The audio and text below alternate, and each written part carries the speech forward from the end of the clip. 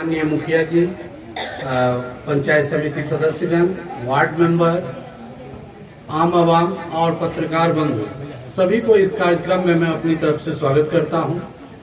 ज्ञातव्य है कि मनरेगा में दो तरह का कार्य होता है, एक सरकारी जमीन पे कार्य होता है और दूसरा निजी जमीन पे कार्य होता है। सरकारी जमीन पे जो कार्य होती है उसमें रोड का निर्माण किया जाता है, जैसे कि कच्ची सड़क बनती है, खरंजा का निर्माण होता है, पीसीसी होता है और सरकारी पोखड़ा का निर्माण होता है, जिसको कि सरकारी पोखड़ा का उराही कहते हैं, उराहीकरण का कार्य किया जाता है। और निजी जमीन पे जो है वृक्षारोपण का कार्य किया जाता है, फिर खेत पोखड़ी का निर्माण होता है। ये दो कार्य होती है।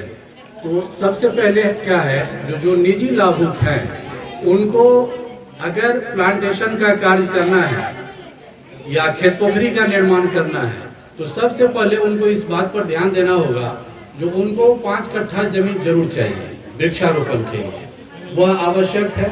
उसके साथ आधार, अकाउंट नंबर और जमीन का कागजात ये आवश्यक है।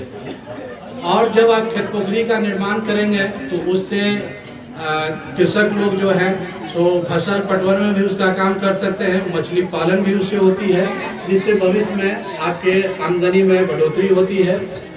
और वृक्षारोपण जो कि भविष्य में उससे फल प्राप्त होता है, लकड़ी भी प्राप्त होती है और पर्यावरण के लिए भी वो बहुत ही जरूरी है। और जैसे सरकारी जमीन में सोख्ता का निर्माण आवश्यक है, सरकार का बहुत ज़्यादा ध्यान जो है उस पर दिया गया है। क्योंकि आप देखते होंगे जो गर्मी के महीना में पानी का लेवल बहुत नीचे चला जाता है, तो उसमें कहा गया है कि सरकारी जहाँ भी चापाकल है, जैसे पीएचडी का चापाकल है, तो बहुत सारे लोगों के घर के आगे पीएचडी का चापाकल है, तो वहाँ जो है सोख्ता का निर्माण करना बहुत ही जरूरी है। क्योंकि बहुत सारे लोग परिचित तो हैं लेकिन वह अवेयर नहीं है, जो हमें पानी को कितना बहाना चाहिए, पानी का कैसे संरक्षण करना चाहिए, यह क्यों जरूरी है, इस बात पर ध्यान नहीं दिया जाता है, जो कि बहुत ही आवश्यक है। क्योंकि जब आप देखते होंगे जब हम चापाकल चलाते हैं तो गर्मी के समय में पानी का लेवल बहुत नीचे चला जाता है और चापाकल में पानी नहीं आता है। अगर हम बहुत ज़्यादा उसमें खर्चा नहीं है, 17 से 18 हज़ार रुपया खर्चा है, अगर हम अपने चापाकल के नज़दीक सोख्ता का निर्माण कर दें तो उससे क्या होगा, पानी का लेवल जो है वो मेंटेन रहेगा और आपका जो है पानी की कमी नहीं आएगी और उससे वह लेवल मेंटेन रहने के कारण पानी संबंधी कोई समस्या नहीं आएगी। तो यह बहुत ही आवश्यक है, सरकार का इस पे बहुत ज़्यादा ध्यान है। तो आप सोख्ता का भी निर्माण कर सकते हैं जहाँ की सरकारी चापाकल आपको मिला हुआ है। और जो भी मजदूर हमारे यहाँ काम करना चाहते हैं तो सबसे पहले है कि उनको डिमांड करना पड़ेगा, काम का मांग करना पड़ेगा और 14 दिनों के अंतर्गत उनको काम मुहैया कराया जाएगा और उसके बाद वह वहाँ काम कर सकते हैं, चाहे वह निजी काम हो या सरकारी काम हो। वह बहुत ही आवश्यक है जो आप सबसे पहले डिमांड करें और डिमांड करने के बाद आप काम कर सकते हैं और फिर उसका भुगतान होता है। तो जैसे 4 पंचायत है, 4 पंचायत में जो काम की गई है उसमें आपका जैसे बरुआर है, बेल्ही भवानीपुर है, लदनिया है, नरेंद्रपुर है। तो बरुआर में जो है कुल 120 योजनाओं चलाई गई है और बेल्ही भवानीपुर में 127, लदनिया में 279 और नरेंद्रपुर में 165। कुल योजना जो चली है चारों पंचायत में 691 और लाभुकों की संख्या जो है चारों पंचायत मिला करके 2587 लाभुक जो है लाभान्वित हुए हैं। उसी प्रकार से बरुआर में जो है 3 सरकारी तालाब का उराहीकरण किया गया है, बेल्ही भवानीपुर में 3 किया गया है, लदनिया में 15 सरकारी तालाब का उराहीकरण किया गया है और नरेंद्रपुर में 4।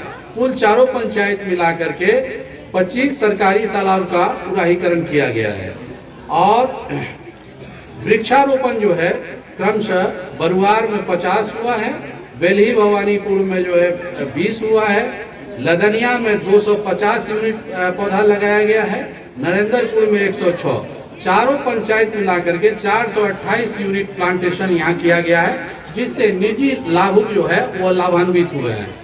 और खेत पोखड़ा जो है वो बरुआर में 2 हुआ है, बेलही भवानीपुर में 1 हुआ है और लदनिया में 7, नरेंद्रपुर में 20। कुल मिलाकर के खेत पोखरी में जो है 30 खेत पोखरी का निर्माण किया गया है, जिससे कि इससे सबसे ज्यादा फायदा क्या है, आमदनी तो है ही, और सरकार का जो मकसद है, जो हमारा जो वाटर लेवल बढ़े।